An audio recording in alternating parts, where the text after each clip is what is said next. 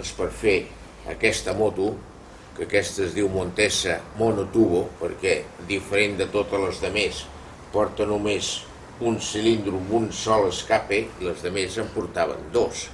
És un motor, una 125, és una moto molt ràpida.